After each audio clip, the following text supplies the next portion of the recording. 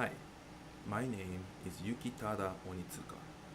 I'm the principal tubist of South Bend Symphony in Indiana, Youngstown Symphony in Ohio, and also I'm a adjunct instructor of Tuba and Euphonium at Youngstown State University and the University of Dayton in Ohio.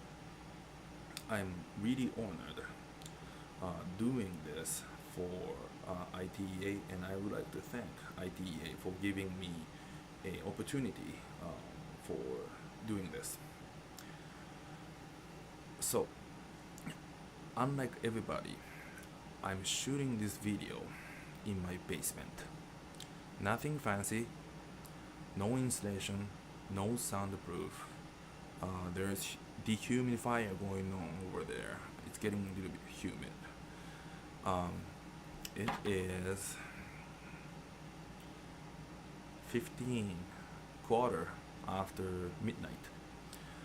I have 1.5-year-old baby sleeping upstairs, and my wife also sleeping upstairs. If I wake them up, I'll be in huge trouble. The reason I'm shooting this video such a midnight in my basement is I would like to share a practice that you don't even have to touch a tuba. And I would like to prove that my practice won't bother anybody in the family member. So let's get started. So the practice that I would like to suggest today is developing the concept of musicality or musical idea. I think a lot of people have experienced going into lesson. Your teacher tells you you have to play more music, you have to play more musically, you have to sing more. What do they really mean? Play more music? You're already playing music. And what do they mean from playing more music? So, musicality and playing music, sing more, that's really easy to say, but difficult to define. And we need, before we actually get into the exercise, we need to define what is the musicality is and what's the musical language is. So I think the musicality or the ability to play more music is totally coming down to the ability to connect your musical idea up here, and then coming into here and coming out from here. So from my experience, because we all loved music when we started, we all love tuba. That's why we still playing tuba. So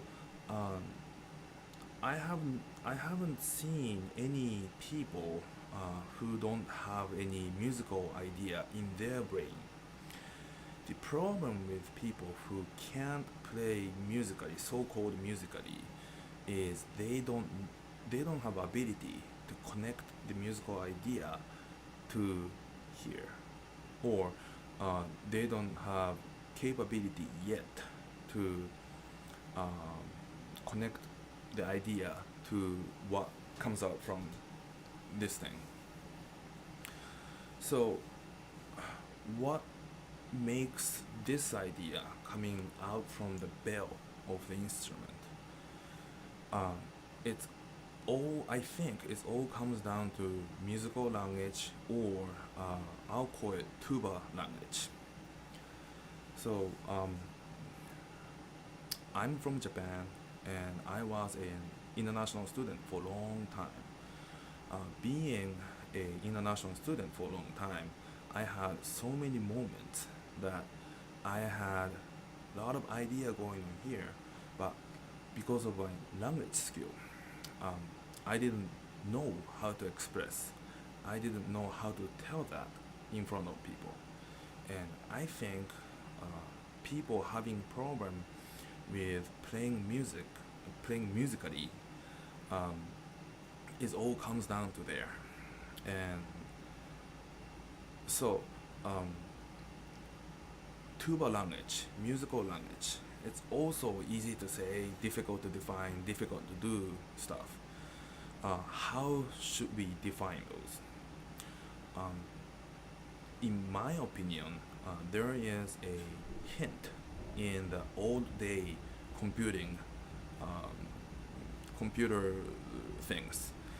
So before we got a Mac OS or Windows XP, Windows 11, 7, 8, 9, you name it, Windows 3.1, 95. I mean, before we start using this mouse thing, trackpad thing, we had to put a program to make the computer work. Um, Back then, we didn't have something like flash drive. We used something called floppy drive, which was like about the size of my face. Some of you might remember that. So back in those days, in order to make a music on a computer, we had to input basically these things. Sorry for using whiteboard. I'm getting tired of all the Zoom teaching. So this portion, this portion. So